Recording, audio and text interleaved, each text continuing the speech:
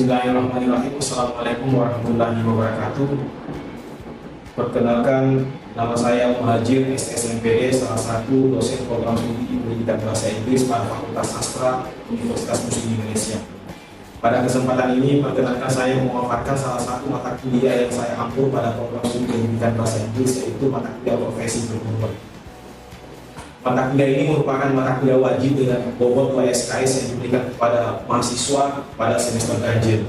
Mata kuliah ini membahas tentang pertama konsep dan teori etika, yang kedua konsep profesi keguruan, yang ketiga landasan hukum etika profesi guru, yang keempat status, peran, dan sifat guru, yang kelima kode etik guru Indonesia, kemudian yang keenam strategi pengembangan profesionalisme guru. Lebih rinci, mata kuliah ini dirancang untuk memberikan bekal pemahaman dan kemampuan analisis kepada mahasiswa tentang profesi guru dan mekanisme pengembangannya. Nah, adapun capaian mata kuliah profesi keguruan diantaranya: pertama, mahasiswa mampu menjelaskan konsep profesi guru dan sikap profesionalisme guru. Yang kedua, mahasiswa mampu menjelaskan komponen dan tahapan pengembangan profesi keguruan. Yang ketiga, mahasiswa mampu menjelaskan tentang landasan hukum dan etika profesi guru. Yang keempat, mahasiswa mampu menjelaskan tentang status, sifat, dan peran guru. Yang kelima, mahasiswa mampu menjelaskan tentang kode etik guru Indonesia. Yang keenam, mahasiswa mampu mengimplementasikan strategi pengembangan profesionalisme guru. Kemudian, penggunaan metode dalam mata kuliah ini saya menggunakan dua metode, yaitu yang pertama metode ceramah dikombinasi dengan metode diskusi. Sedangkan penggunaan model dalam mata kuliah profesi keguruan saya menggunakan dua model pembelajaran. Yang pertama model konseptual, yang kedua model empirikal. Untuk mendukung proses perkuliahan lebih fleksibel dalam mengampu mata kuliah ini, maka saya menggunakan dua bentuk perkuliahan. Yang pertama bentuk luring dengan menggunakan atau melakukan pertemuan tatap muka langsung di kelas. Dan yang kedua bentuk daring atau online dengan menggunakan 3 aplikasi, yaitu Kalam yang merupakan LMS Uni, yang kedua WA Group, dan yang ketiga aplikasi Zoom. Sebagai upaya untuk meningkatkan interaksi dalam proses perkuliahan, saya membuka ruang diskusi online melalui LMS Kalam, Bumi, dan WA Group. Dan saya bertanya jawab langsung kepada mahasiswa dengan memberikan kesempatan untuk berpikir kritis dan menyampaikan serta mengutarakan ide maupun pendapat mereka. Pada aspek asesmen, saya berusaha seobjektif mungkin memberikan evaluasi sesuai performa mahasiswa di kelas selama 16 kali pertemuan yang diawali pada pertemuan pertama menjelaskan RTS dan kontrak perkuliahan, yang juga menjelaskan rubrik penilaian. Yang pertama, partisipasi 15%, attitude 25%, tugas kelompok dan individu 10%, kemudian ujian tengah semester 25%, dan terakhir ujian akhir semester 25%.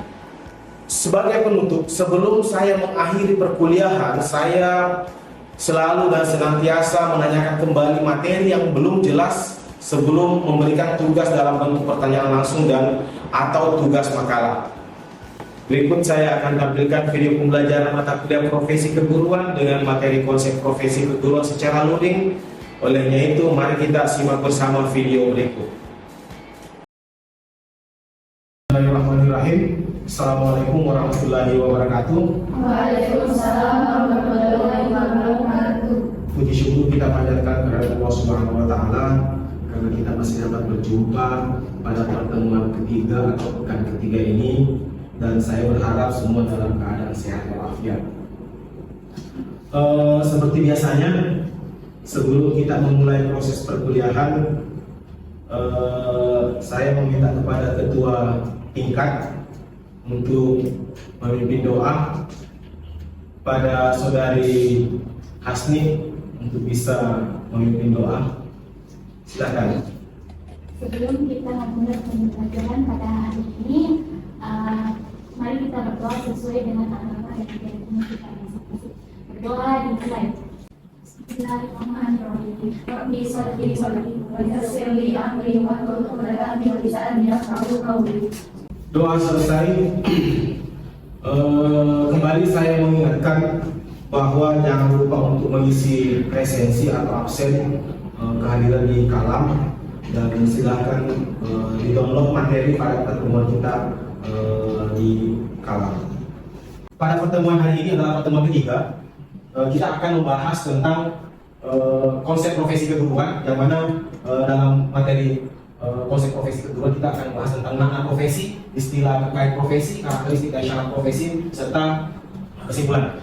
Namun sebelum kita mulai materi kita, saya harus menyampaikan kepada mahasiswa bahwa berdasarkan RPS atau rencana pembelajaran semester pada pertemuan ketiga untuk mata kuliah profesi keguruan, yang pertama, kemampuan akhir yang harus dikuasai oleh mahasiswa adalah mahasiswa mampu menjelaskan tentang profesi keguruan. Kemudian penilaian indikator daripada kemampuan akhir mahasiswa adalah kejelasan dan kecermatan dalam menjelaskan konsep profesi keguruan. Kemudian bobot daripada pertemuan ini adalah pertemuan ketiga adalah 5% berdasarkan pada RPS kita. Oke, sebelum kita masuk ke materi yang kita akan bahas tentang makna profesi, karena ini merupakan pertemuan ketiga, saya minta kepada mahasiswa, mungkin masih ada yang ingat materi minggu lalu tentang teori. Mungkin ada mahasiswa yang tahu tentang teori apa? Silakan Saudara Rasmi. Saudara Rasmi. Kemarin itu Pak kita belajar konsep dan teori etika. Oke, kita minggu lalu kita membahas tentang konsep dan teori etika. Hari ini untuk pertemuan ketiga kita akan membahas konsep profesi keguruan, di mana pertama kita akan bahas makna profesi. Dengan jelas kita bisa melihat bahwa makna profesi secara leksikal menunjukkan suatu kepercayaan dan keyakinan atas sebuah kebenaran. Jadi mungkin masih sama karena secara leksikal. Kemudian yang kedua, masih secara leksikal, makna profesi menunjukkan suatu pekerjaan tertentu. Namun makna profesi secara kedua adalah kita bisa melihat bahwa suatu pekerjaan membutuhkan pendidikan tinggi, meliputi pekerjaan mental seperti mengajar atau mengarang dan seterusnya. Jadi kita bisa memaknai profesi dari jenis pekerjaannya. Contoh, mengajar dan mengarang. Secara awal bahwa profesi dimaknai sebagai sebuah pekerjaan. Itu yang kesimpulan daripada poin kedua dari makna profesi. Makna profesi yang ketiga menunjukkan bahwa profesi itu suatu pekerjaan yang membutuhkan spesialisasi melalui program pengembangan dan diatur oleh suatu kode etik khusus. Bisa dimengerti ya, bahwa makna profesi yang ketiga suatu pekerjaan yang membutuhkan spesialisasi melalui program pengembangan dan diatur oleh suatu kode etik khusus. Mungkin sudah ada dalam bayangan dalam kepala mahasiswa bahwa seperti apa yang dimaksud dengan sebuah pekerjaan yang diatur oleh sebuah kode etik. Guru, karena Anda adalah calon guru, guru diikat oleh sebuah kode etik yang ada dalam sebuah profesi seorang guru. Berikutnya, profesi dikaitkan dengan 3 aspek. Yang pertama, aspek keahlian, di mana seorang yang melakukan sebuah pekerjaan dengan secara profesional harus memiliki keahlian. Jadi, pertanyaannya bagaimana Pak? Kalau seseorang melakukan pekerjaan tidak secara profesional atau tidak memiliki sebuah keahlian, apakah yang dikategorikan sebagai profesi dia? Kita akan bahas nantinya pada slide berikutnya, karena akan kita lihat syarat dan karakteristik dari sebuah profesi. Aspek kedua terkait dengan profesi, komitmen.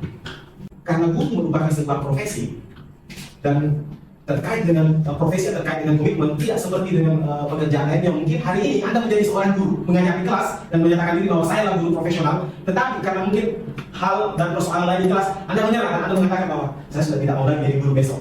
Ini menunjukkan bahwa Anda tidak punya komitmen terhadap suatu pekerjaan itu, dan itu tidak memenuhi aspek atau unsur sebuah profesi. Kira-kira seperti itu. Komitmen seorang guru, komitmen untuk mencerdaskan anak bangsa merupakan salah satu bentuk komitmen terhadap sebuah profesi. Nah, aspek ketiga terkait dengan profesi adalah keterampilan.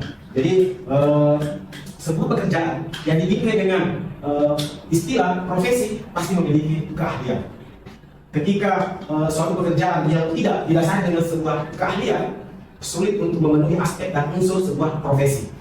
Olehnya itu, secara detail bahwa profesi terkait dengan 3 aspek: aspek keahlian, kedua aspek komitmen, yang ketiga aspek keterampilan. Di sisi lain, pendapat lain yang menunjukkan bahwa suatu profesi harus memiliki 3 pilar pokok. Kurang lebih pada penjelasan di atas bahwa memang suatu profesi itu harus memiliki 3 pilar pokok. Yang pertama pilar keahlian, kedua pilar pengetahuan, yang ketiga persiapan akademik. Jadi pertanyaannya, bagaimana dengan seorang guru yang tidak memiliki persiapan akademik secara formal. Contoh, guru mengaji.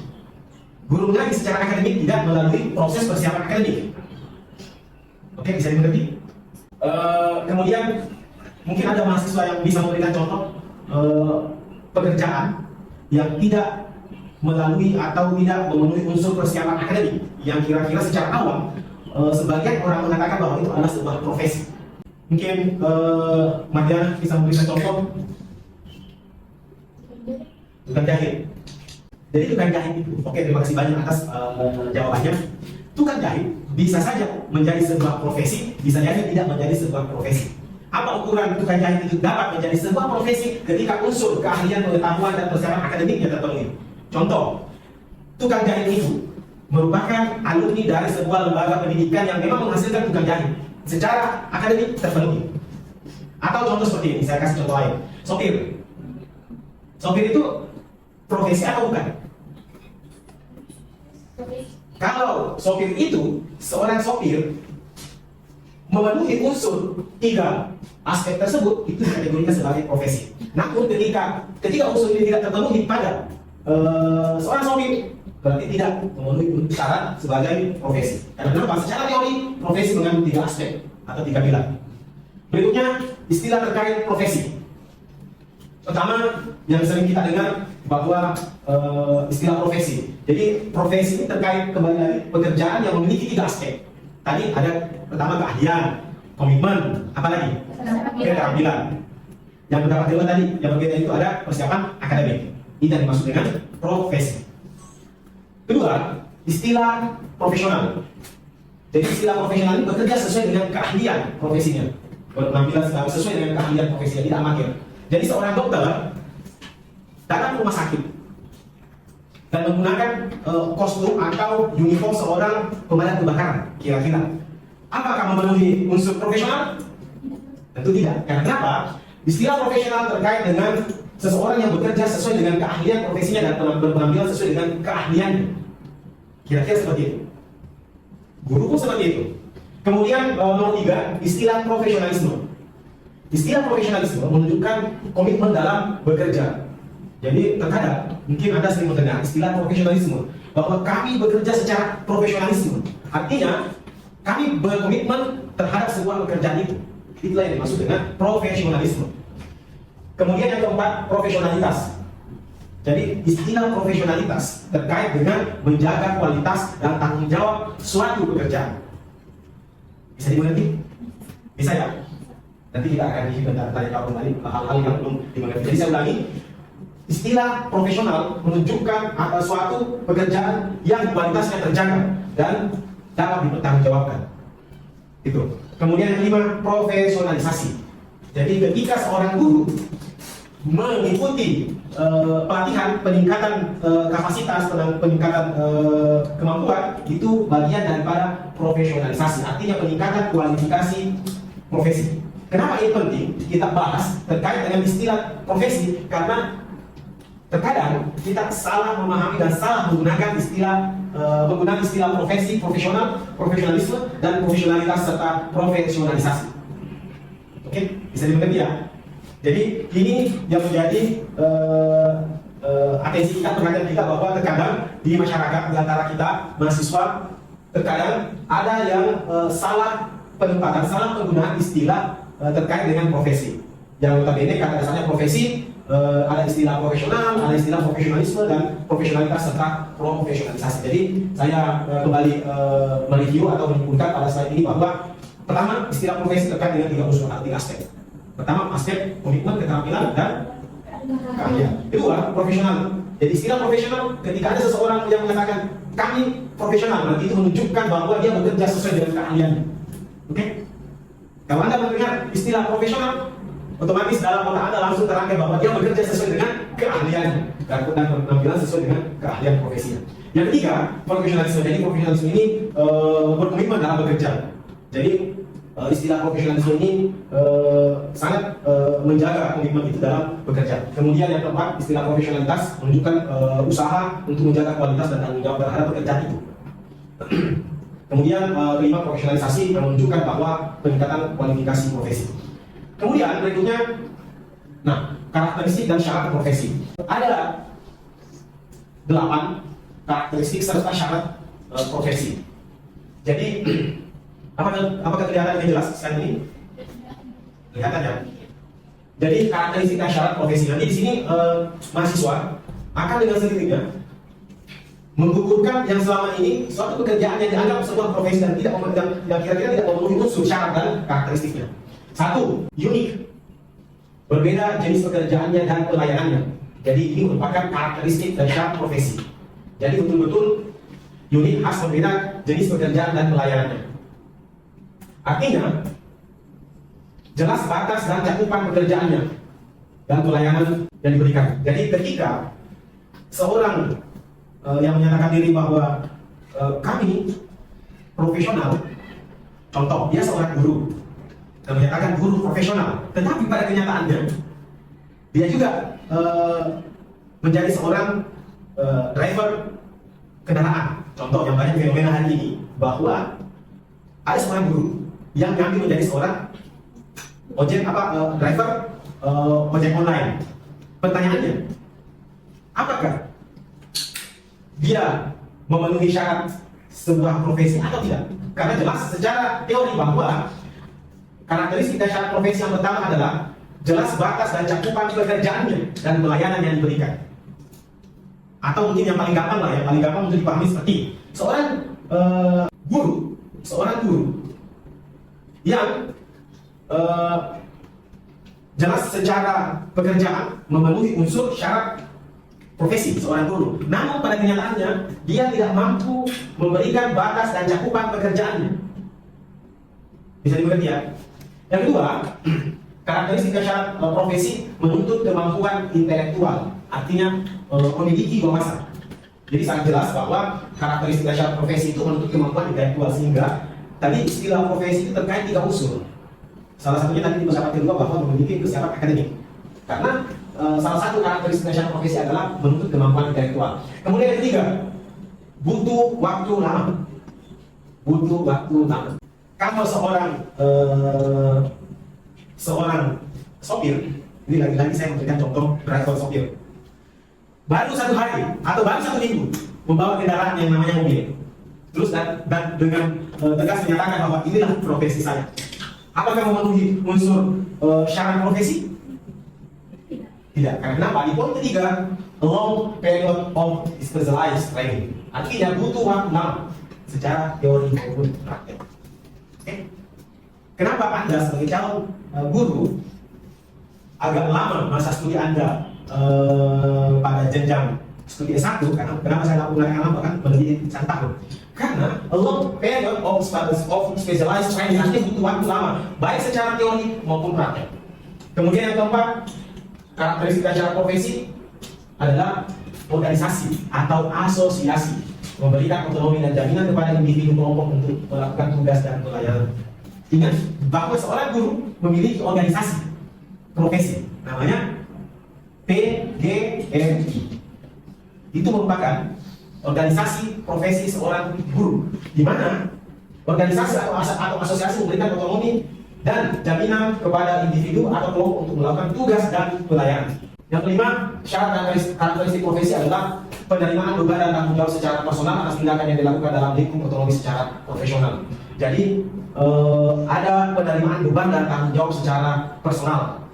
Yang namanya guru profesional, saya ulangi, saya menekankan bahwa yang namanya guru profesional tidak boleh secara personal membawa perasaannya di kelas.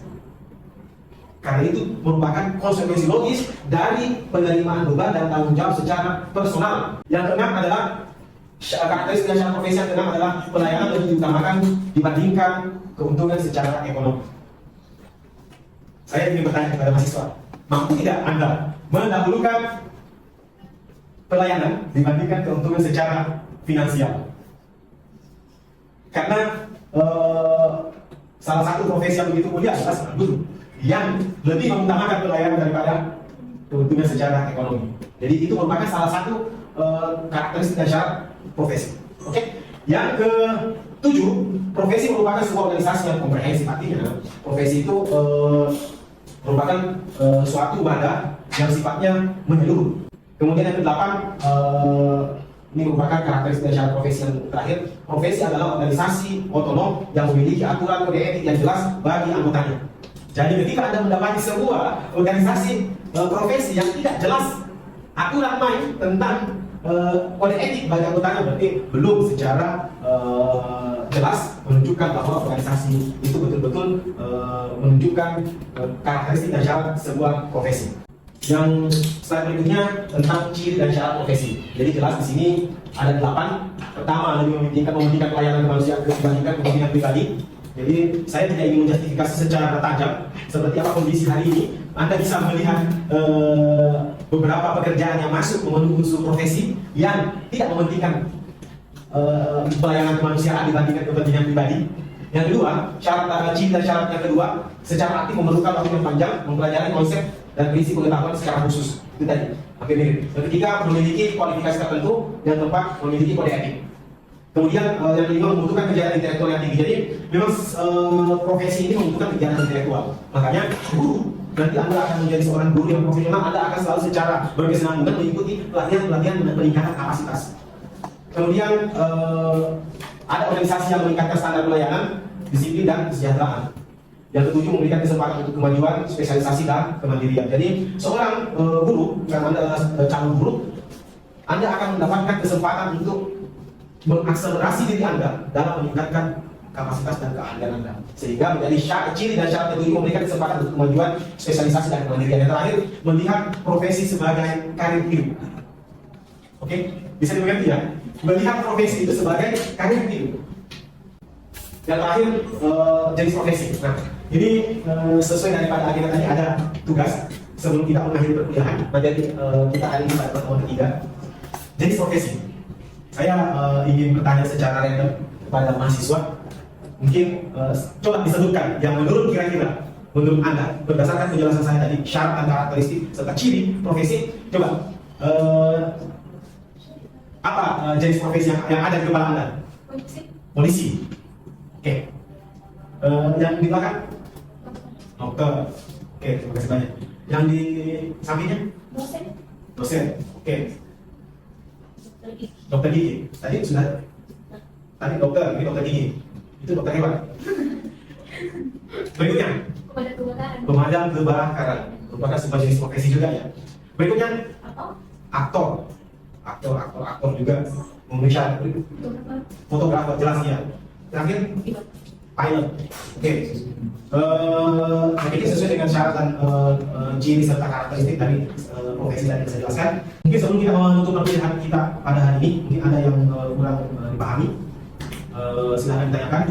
Langsung saja mengangkat tangan terkait dengan mana profesi, istilah terkait profesi, karakteristik dan syarat profesi. Kemudian kesimpulan dan tugas. Tidak ada, semua sudah dimengerti, silahkan. Ini mengenai karakteristik dan syarat profesi. Dan kita sebagai mahasiswa pendidikan, setelah lulus dari sini, bukan hanya program PPJ, apakah itu wajib diikuti atau kita bisa langsung mengajar setelah selesai dari sini? Oke. Setelah, terima kasih banyak, pertanyaannya bagus. Setelah Anda lulus dari kampus ini dan dinyatakan bahwa Anda telah berhak menyandang gelar sarjana pendidikan, Anda dapat langsung menjadi seorang guru atau melakukan aktivitas mengajar di kelas. Namun, secara teori syarat maupun karakteristik menjadi seorang guru profesional belum. Karena apa? Salah satu secara administrasi bahwa Anda harus mengikuti penjenjangan karir, contoh melalui program PPG. Kira-kira seperti itu. Terima kasih banyak atas pertanyaannya. Saya akhiri. Assalamualaikum warahmatullahi wabarakatuh. Assalamualaikum warahmatullahi wabarakatuh. Demikian cuplikan video pembelajaran mata kuliah profesi keguruan pada semester ganjil secara luring. Semoga bermanfaat. Lebih dan kurangnya mohon dimaafkan. Sekian dan terima kasih. Assalamualaikum warahmatullahi wabarakatuh. Oke, terima kasih banyak. Yang di sampingnya dosen. Oke. Dokter gigi. Tadi sudah. Tadi dokter, ini dokter gigi. Itu dokter hewan. Berikutnya, pemadam kebakaran merupakan sebuah dia seorang guru yang menyatakan guru profesional, tetapi pada kenyataannya karakteristik dan syarat profesi yang pertama adalah jelas batas dan cakupan pekerjaannya dan pelayanan yang diberikan. Atau mungkin yang paling gampang lah, yang paling gampang untuk dipahami seperti ini. Seorang guru yang unsur profesional? Tentu tidak. Karena kenapa? Istilah profesional terkait dengan seseorang yang bekerja sesuai dengan keahlian profesinya dan penampilan sesuai dengan keahliannya. Kira-kira seperti itu.